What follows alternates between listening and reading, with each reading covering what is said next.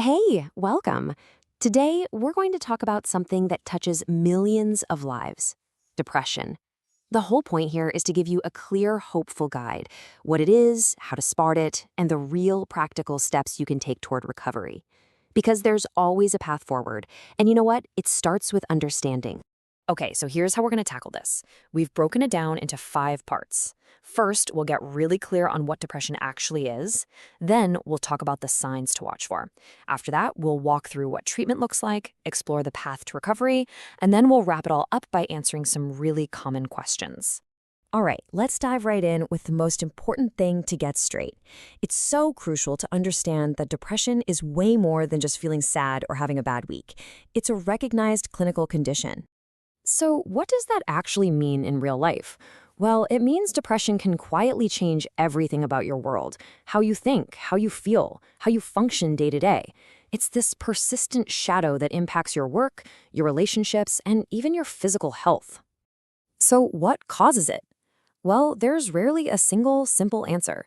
It's usually a pretty complex mix of things. It could be your genetics, making you a bit more vulnerable, or a long period of really high stress. Sometimes it's major hormonal shifts, or the constant strain of a chronic illness. Most of the time, though, it's a bunch of these factors all tangled up together. Okay, so we've defined it, but how do you actually spot it? Honestly, learning to recognize the signs is one of the most powerful things you can do, whether it's for you or for someone you really care about. This brings us to a big one. What's the real difference between just being stressed out and having depression? Well, think of it like this. Stress is usually a reaction to a specific thing, a deadline, a fight, and it tends to ease up when that thing is over. But depression, it lingers. It hangs around, affects every part of your life, and it just feels so much harder to shake on your own. So what are the key signals to look out for? First is persistence. We're talking about a low mood or a feeling of emptiness that just won't go away for 2 weeks or more.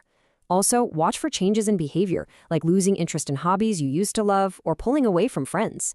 Constant fatigue, trouble focusing, big changes in how you sleep or eat, those are all signs. And this is really important. Feelings of hopelessness or any thoughts of self-harm are urgent signals. That's when you need to reach out for professional help right away. And that leads us to the most hopeful part of all of this: treatment. Look, getting help isn't this big, scary, mysterious thing. It's a structured, practical approach that's designed to help you heal and get back in the driver's seat of your own life. So, the whole journey usually kicks off with a detailed consultation. This is where a professional really takes the time to listen and understand exactly what's going on with you. From there, they create a personalized plan, because there's no one-size-fits-all fix. And it doesn't just stop there. Treatment is an ongoing process with regular follow-ups to see how you're doing and tweak the plan if needed. Now, one piece of that plan might be medication. When it's the right fit, certain medications can be incredibly helpful.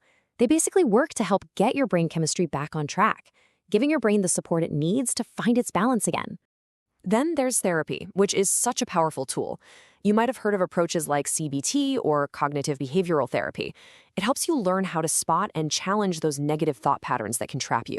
You're not just talking, you're actually learning practical skills for healthier thinking that can stick with you for life. And it's not just about what happens in an office, right? Treatment is holistic. It also means looking at your lifestyle. Things that seem simple, like your diet, getting some exercise, and a solid sleep routine.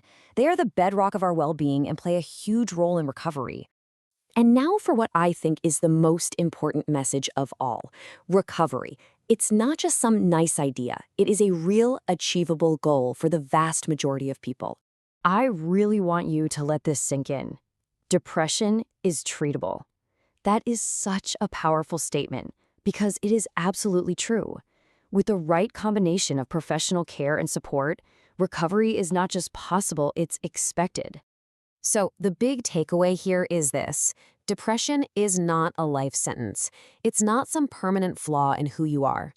I know it can feel completely overwhelming in the moment, but with the right treatment, almost everyone gets better and goes on to live full, meaningful lives. Okay, let's finish up by hitting some of the questions we hear all the time. We're just going to give you some quick, clear answers to some of the biggest concerns people have. First up, the big practical question: how long does this take? When do you start to feel better? And the honest answer is, it's different for every single person. Some people start to feel a real shift within just a few weeks. For others, it's a more gradual journey that needs longer-term support. The key here is just patience and sticking with the plan that's made for you. Next up, a huge one. Is medication an absolute must? No, not at all. A lot of people find that therapy and some lifestyle changes are all they need to recover. For some, a combination of therapy and medication works best. It always comes down to what's right for you. And finally, a question that stops a lot of people from even taking the first step. Is this all confidential? The answer is 1,000% yes. Any professional mental health care is bound by super strict legal and ethical rules of confidentiality. Your privacy is taken incredibly seriously, and it is always protected. So, as we close this out, I want to leave you with one final thought. Understanding all this is the first step, for sure. But it's action that really creates change. So thinking about everything we just covered, what's one small, manageable step you can take today for your own well-being? Maybe it's just learning more, or reaching out to someone, or even just deciding to be a little kinder to yourself. That one small step could be the start of everything.